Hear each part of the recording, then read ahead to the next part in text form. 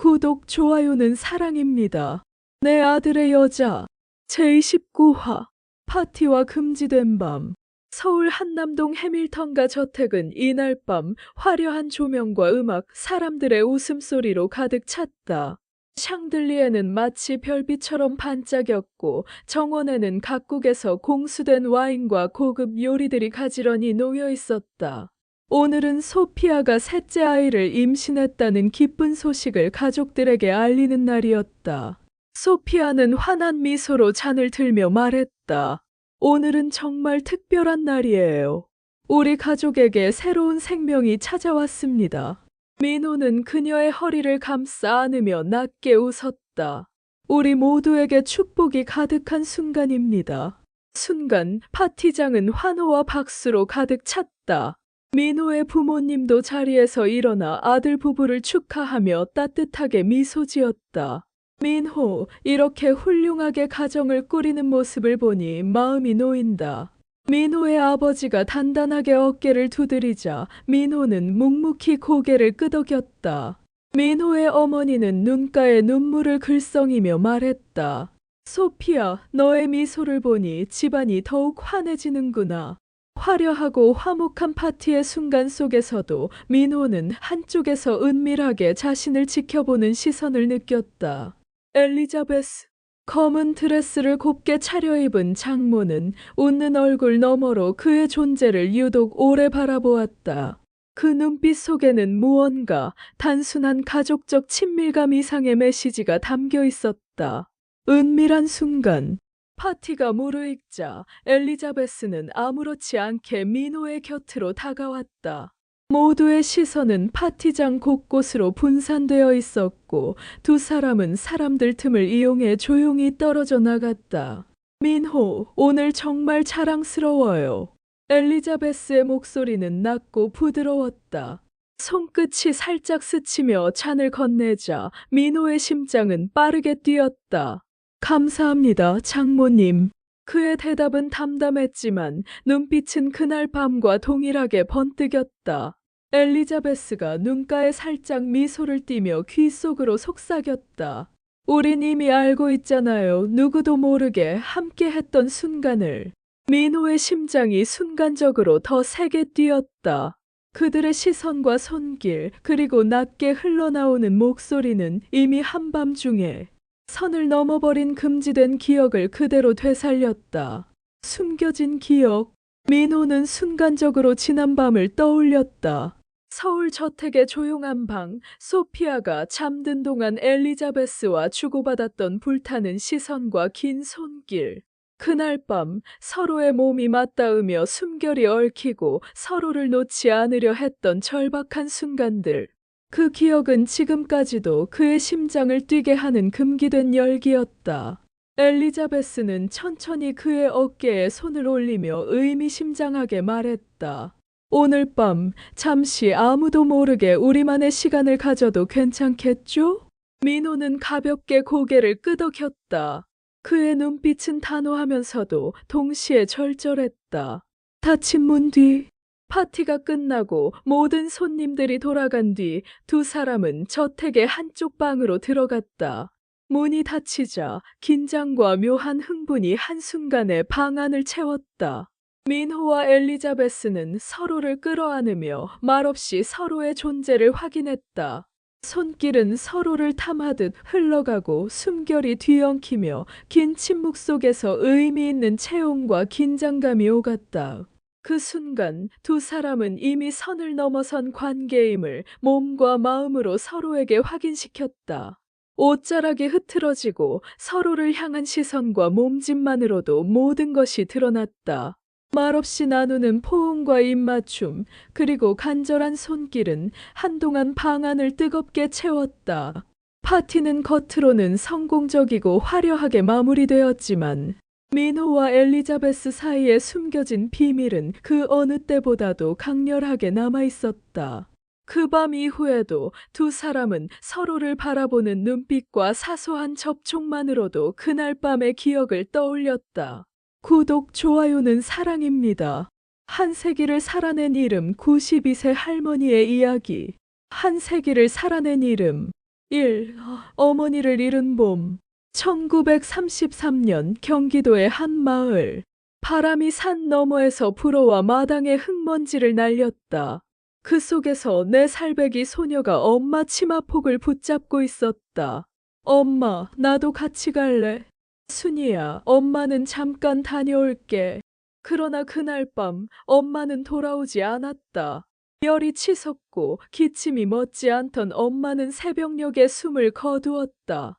할머니가 등을 돌리며 흐느꼈고 아버지는 손에 흙을 쥔 채 무릎을 꿇었다. 순이는 그 의미를 몰랐다. 그저 엄마의 냄새가 나는 베개를 부여잡고 잠들었다. 그날 이후 세상은 그녀에게 너무 차가웠다. 새엄마의 그림자, 할머니의 남편, 아버지는 농사일이 많아 새 여인을 맞았다. 처음엔 순이도 기뻤다. 다시 엄마가 생긴다는 생각에. 그러나 그 여인의 눈빛은 돌처럼 차가웠다. 내 밥은 거기서 먹어. 왜요? 왜긴, 내가 내 자식이냐. 그녀는 밥을 마루 끝에서 먹었고 밥그릇엔 늘 보리쌀이 섞여 있었다. 겨울이면 방에 들어오지 못했다. 새엄마는 문을 닫았고 순이는 아궁이 옆에서 잤다. 밤마다 엄마를 불렀다. 엄마 나 춥다. 그러면 바람이 문틈으로 스며와 귓가에 속삭였다. 괜찮아 순이야. 너는 강한 아이야. 그 목소리를 믿었다. 그것이 그녀의 첫 번째 기. 3. 남의 집 아이. 10살 무렵 새엄마는 말했다. 쟤는 이제 데려다 줘요. 나 더는 못 키워요. 아버지는 아무 말이 없었다. 그 침묵이 어린 순이의 가슴을 찢었다. 그녀는 동네 부잣집으로 보내졌다. 그곳에서 사람들은 순이가 아니라 그 애라 불렀다. 그 애야 물 길어와. 그 애야 방아찌워. 새벽부터 해질 때까지 일했다. 겨울엔 손이 갈라지고 여름엔 등에 땀이 말랐다. 그러나 단 한 번도 울지 않았다. 눈물이 약해 보일까 두려웠다. 밤이면 하늘의 별을 보며 말했다. 엄마, 나 잘 살고 있어. 언젠가 나도 내 집을 마련할 거야. 언니의 품으로. 20살이 되던 해 순이는 몰래 그 집을 뛰쳐나왔다. 돈 한 푼 없이 새벽녘 달빛만 따라 걸었다. 며칠을 걸어 도착한 곳은 큰언니의 집이었다. 순이냐, 내가 살아있었구나. 언니는 울었다. 그 품에 안겨 순이는 처음으로 살아있음을 느꼈다. 언니는 가난했지만 따뜻했다. 여기선 밥 굶지 말고 맘 편히 살아. 순이는 그날 밤 언니의 품에서 잠이 들었다. 평생 잊지 못할 포근함이었다.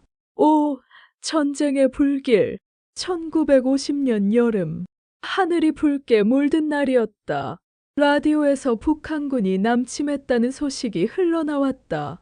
마을은 순식간에 불안에 휩싸였다. 남자들은 끌려가고 여자들은 아이들을 품에 안았다. 총성이 멀리서 들렸다. 언니, 우리 어디로 가요? 남쪽으로 내려가야 해.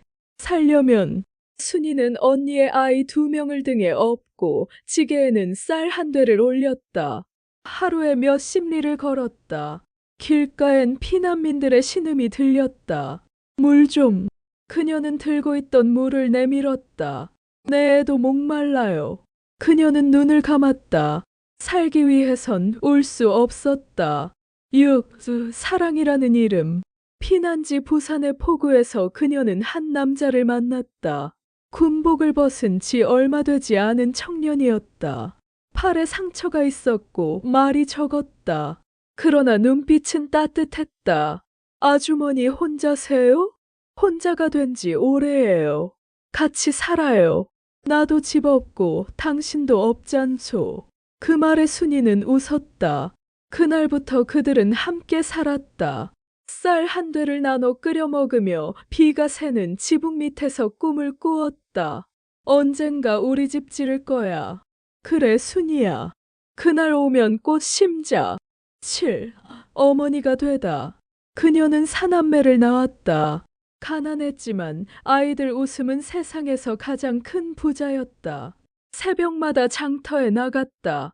보리개떡을 팔고 손바느질을 했다. 손끝이 닳아도 자식들 도시락은 빠지지 않았다. 엄마, 왜 우리만 이런 집에서 살아? 그 질문에 순이는 웃으며 말했다. 우리 집이 따뜻하잖니? 그게 제일 좋은 거야. 밤마다 아이들 머리를 쓰다듬으며 속삭였다. 너희는 배워야 돼. 엄마처럼 살지 마라. 그녀는 학교 문턱도 못 밟았지만 아들, 딸들이 책을 펴는 모습만으로 세상을 다 가진 것 같았다. 도시로 가는 길. 1970년대 산업화의 물결이 밀려왔다. 아들들이 도시로 일하러 떠났다. 기차역에서 순이는 손수건을 흔들며 울었다. 조심히 다녀. 굶지 말고. 도시는 먼 나라 같았다.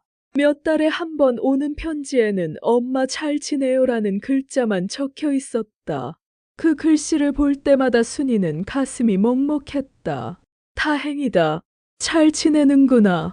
편지를 베개 밑에 넣고 잠들었다. 고단한 나날, 그러나 희망. 남편은 병을 얻어 누웠다. 순이는 낮에는 빨래를, 밤에는 시장 청소를 했다. 손톱 밑으로 피가 배어나와도 멈추지 않았다. 애들 등록금은 내가 낸다. 그녀는 스스로와 약속했다. 겨울밤 장터의 찬바람 속에서도 웃었다. 살다 보면 좋은 날 오겠지. 그 말이 주문처럼 그녀를 살게 했다. 잃은 것과 얻은 것.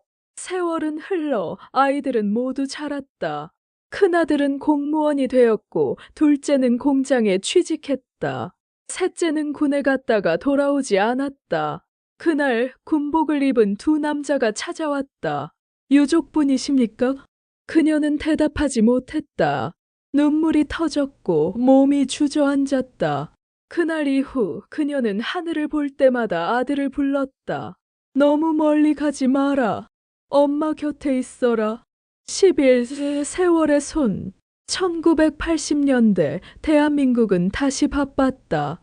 거리엔 사람들로 넘쳤고 공장 굴뚝은 연기를 내뿜었다. 그녀는 노점에서 김밥을 팔았다. 젊은이들이 웃으며 지나가면 마음이 따뜻해졌다. 저런 시절이 우리 때도 있었지. 그러나 그때 그녀는 웃을 여유가 없었다. 하루를 마치고 집에 돌아오면 남편은 이미 세상을 떠나 있었다. 여보, 나 이제 혼자네. 그녀는 울지 않았다. 그저 그날 저녁 하늘에 별 하나를 올렸다. 12. IMF의 그늘. 1998년 텔레비전에서 IMF라는 단어가 쏟아졌다. 큰아들은 회사를 잃었고 둘째는 빚을 졌다. 그녀는 금반지를 꺼내 말했다. 이거 내가 젊을 때 산 거야. 애들 살려야지. 그 금반지는 아들 손에서 사라졌다.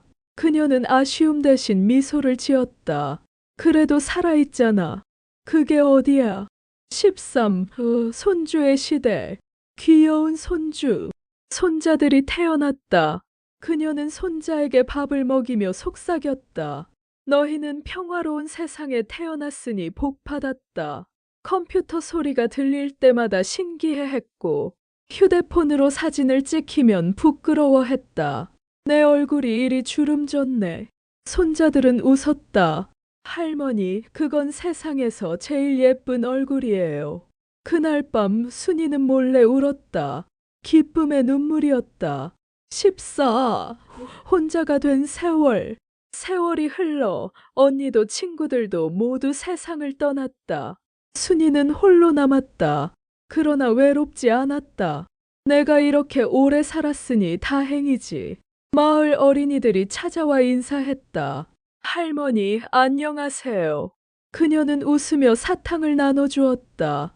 그래, 많이 먹어라. 인생은 단맛도 있어야 해. 15. 92의 봄. 2025년 봄. 산수유꽃이 마을을 노랗게 물들였다. 순이는 툇마루에 앉아 하늘을 올려다봤다. 엄마의 얼굴이, 언니의 웃음이, 남편의 손길이 떠올랐다. 모두 저 하늘 어딘가에서 기다리고 있을 것 같았다. 손녀가 다가와 물었다. 할머니 무섭지 않아요? 나이 드는 게? 순이는 미소 지었다. 무섭긴. 나는 이미 다 살았는데 이제 고마울 뿐이지. 16. 마지막 편지. 그녀는 작은 종이에 글을 적었다. 삐뚤빼뚤한 글씨였다. 내 인생은 고생이었지만 참 행복했어.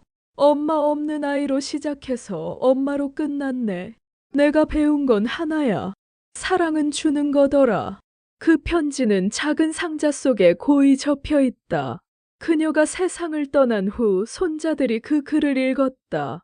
눈물이 멈추지 않았다. 17. 끝. 그리고 시작. 92세 순이 할머니의 장례식 날. 마을 사람들이 모였다. 누군가 말했다. 그분은 우리 시대의 어머니였지. 그녀의 관이 흙 속에 내려갈 때 봄바람이 살짝 불었다. 하얀 나비 한 마리가 날았다. 마치 누군가의 영혼처럼. 그날 이후 마을의 봄은 더 따뜻해졌다. 에필로그 100년을 견딘 이름 없는 영웅. 그녀의 인생은 한 나라의 역사였다. 가난 속에서도 희망을 놓지 않았고, 차별 속에서도 사랑을 배웠다. 사람들은 그녀를 평범하다고 말했지만, 그 평범함이야말로 대한민국을 만든 기적의 이름이었다. 감사합니다. 이상은 실화를 바탕으로 각색하였습니다. 다음에 또 다시 찾아뵐게요. 구독, 좋아요는 사랑입니다. 시청해주셔서 감사합니다.